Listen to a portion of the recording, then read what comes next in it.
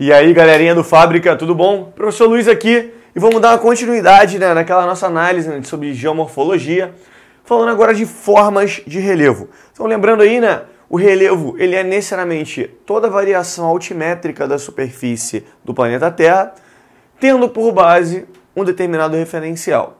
E o referencial, quando a gente fala de relevo, você possivelmente deve ser, porque mora tantos metros acima do nível do mar, está abaixo do nível do mar.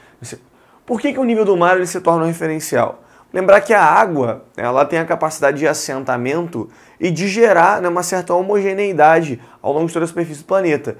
Excetuando-se os eventos de marés, não sei o que, a variação do oceano em nível global ela é pequena. Então eu consigo estabelecer um parâmetro do que deve ser o nível do mar, que é medido como altitude zero. E tudo que varia para cima do nível do mar varia positivamente, e tudo que varia para baixo do nível do mar varia negativamente. Então eu posso ter uma altimetria positiva, quer dizer que a altitude está acima do nível do mar, ou uma altimetria negativa, que é quando a altitude está abaixo do nível do mar.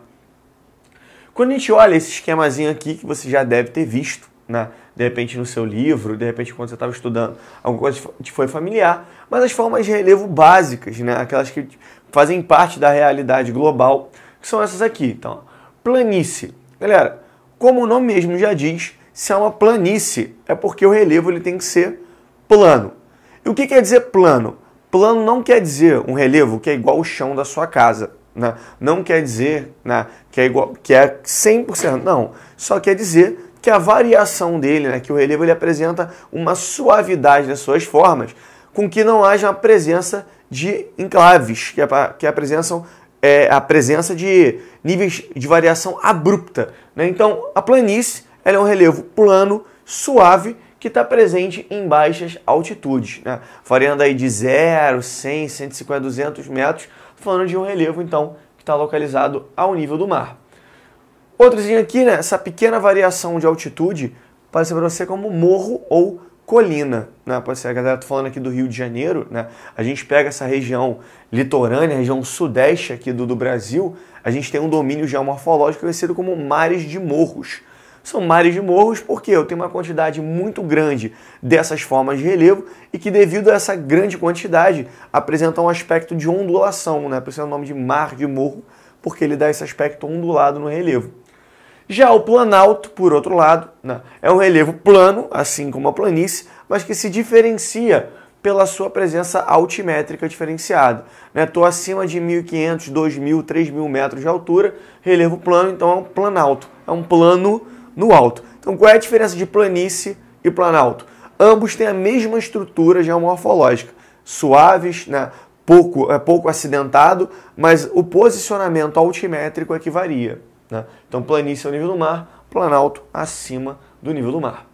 Montanha. Galera, montanha, estou falando aí de formas de relevo que tem origem no choque de placas tectônicas. A gente falou lá na aula de agentes internos do relevo, da orogênese, então o nascimento de montanha, oro-montanha, gênese e nascimento. Chocou as placas, quando elas se chocam, a placa mais flexível ela faz o quê?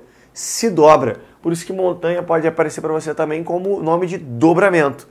E se você aparecer na prova o nome dobramento moderno, é porque as grandes cadeias montanhosas do mundo foram formadas aí há cerca de 65 milhões de anos. E aí, claro, professor, é moderno isso, 65 milhões de anos? Levando-se em conta de que a gente sabe que o planeta Terra tem uma estimativa de pelo menos 4,5 bilhões de anos, 60 milhões de anos, geologicamente falando, não são nada. Eles já acontecem no período mais recente da geologia, então a formação de cadeia dos Andes, as rochosas, essas grandes cadeias montanhosas que a gente tem na América do Sul, na Ásia, estão formadas ali, então são montanhas, são dobramentos, então tem grande altimetria, falando acima de 4, 5, 6 mil metros de altura, de altitude. E a depressão? Galera, como o nome mesmo já diz, a depressão.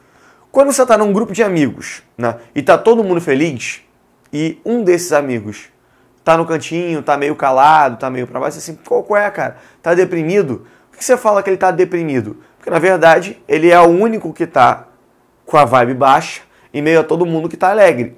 Mesma coisa com a depressão, relevo. O que é uma depressão? É uma forma de relevo rebaixada em comparação às suas áreas circunvizinhas. Para estar deprimido, ele tem que estar o quê? Envolto de relevos mais altos.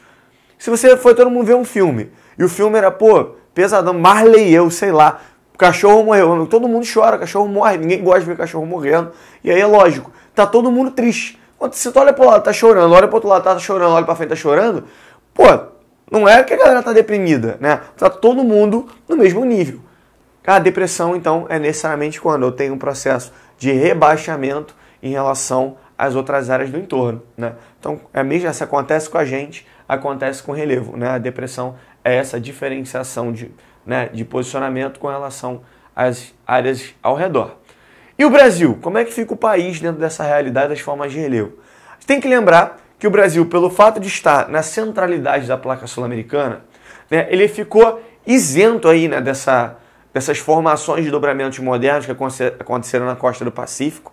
Então, o que não tem no Brasil? Dobramento. O relevo do Brasil ele é suave, predominando médias e baixas altitudes, né? O processo de intemperismo e erosão colaboraram para que ao longo dos últimos 4 bilhões de anos as formas de relevo originais do Brasil fossem rebaixadas, dando, né, a esse predomínio essencialmente de planícies e planaltos. O Brasil é um país de relevo suave pra caramba. E por que isso é importante para você saber? Por que isso é legal? Porque o Brasil ele não se destaca economicamente no que diz respeito à agricultura. O Brasil ele consegue ter uma área de cultivo agrícola em grande parte, né, do seu território justamente por conta do relevo aplainado, né? É mole plantar soja, criar gado, mecanizar quando o relevo é plano. Quando você tem um país montanhoso, como por exemplo é o caso do Japão, o Japão ele depende, né, da importação de alimentos. Pense em comida japonesa, o principal alimento que vem na sua cabeça é o peixe. Por que o cara vai ter a base da alimentação japonesa no peixe? Porque a pesca, né, ela é feita além continente, porque as áreas disponíveis para agricultura no território japonês são restritas, né? Um país de relevo recente, montanhoso, vulcânico. Já o Brasil, por outro lado, esse relevo antigo, aplainado, com estabilidade sísmica, né? Boto as aspasinhas aqui, porque vai que aparece na tua prova, a galera pega a nota de rodapé. Tem terremoto no Brasil? Tem terremoto no Brasil, né? Só que ele não é resultado necessariamente do choque de placas tectônicas. Ele é originado das próprias fragilidades da placa sul-americana, das áreas de falhamento, que acaba gerando alguma instabilidade sísmica, né? Mas são tremores sempre de pequena magnitude, né? Agora, o Brasil não vai ter terremotos de grande magnitude no seu interior, originado de choque de placas, não vai ter tsunamis, não vai ter atividade vulcânica, porque o seu posicionamento geológico já garante, né, essa estabilidade. E aí, claro, como é que isso pode aparecer para você? Quem foram os responsáveis por classificar, né, pegar o Brasil e dividir e dizer aqui, isso aqui, isso aqui? São 3 nomes. Haroldo de Azevedo, na década de 1940, isso é importante contextualizar, né? Por que vai ser só em 1940, né, que a gente vai começar a ter uma preocupação maior com classificar, por entender a geologia e a geomorfologia brasileira?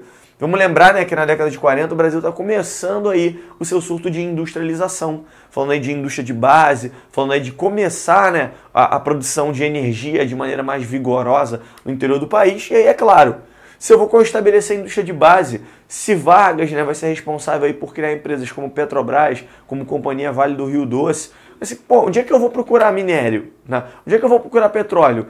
Para eu saber onde vai ser mais propenso de eu encontrar esses recursos, eu tenho que estudar a geologia do país, né? Eu tenho que saber onde são as áreas que, com o processo de formação geológico, propiciaram a maior presença de minerais metálicos, né? A presença de combustíveis fósseis. E aí o Haroldo de Azevedo vai usar qual critério para definir isso? A altitude. Ele vai pegar, fazer um recorde de altitude e ele vai dividir o Brasil em 4 planaltos e 4 planícies. Tentei esquematizar aqui do ladinho, né, para você dar uma olhada, mas isso é mole, dá uma busca na internet. Fácil, jogar o nome desses caras aqui você encontra sem dificuldade imagens com alto grau de definição. Aqui, ó, planície amazônica, ou planície do Amazonas, aqui no norte do Brasil, e a planície costeira, né? Toda a região litorânea, né, do Brasil vai pegar grande parte de relevo de baixa altitude. Aqui a planície do Pantanal e aqui a planície dos Pampas, também conhecido como planície gaúcha. E os planaltos? Aqui dá para ver um Dzinho, ó, A, B, C e D, né? Planalto das Guianas, porque, tipo, proximidade com as Guianas. Planalto do Atlântico, mesma coisa, apareceu na tua prova, caramba, onde é que fica o Planalto Atlântico? Porra, né? Próximo do oceano, obviamente, né? Então, região do Planalto Atlântico, Planalto Central, também outro grande nome, né? Que onde é que ele tirou isso? No meio, na região central do país. E aqui o Planalto Meridional, para quem não está acostumado, né? O termo meridional se refere à parcela sul de determinado território ou recorte espacial, né? Setentrional é norte, meridional é sul. Então, ó, Planalto das Guianas, Planalto Atlântico, Planalto Central, Planalto Meridional, planície costeira, planície amazônica, planície do Pantanal e planície gaúcha ou dos Pampas. O Aziz Absaber, já aí na década de 50, né, outro grande estudioso, geomorfólogo e geógrafo, vai adotar um outro critério, que são as taxas de erosão e deposição, colocando aí na jogada 7 planaltos e 3 planícies. Pô, professor, como assim, pô? Como é que ele criou planalto do nada, tirou planície? Olha só, repara, imagina isso aqui. Imagina que eu tenho uma forma de relevo como essa, né? E aqui o nível do mar.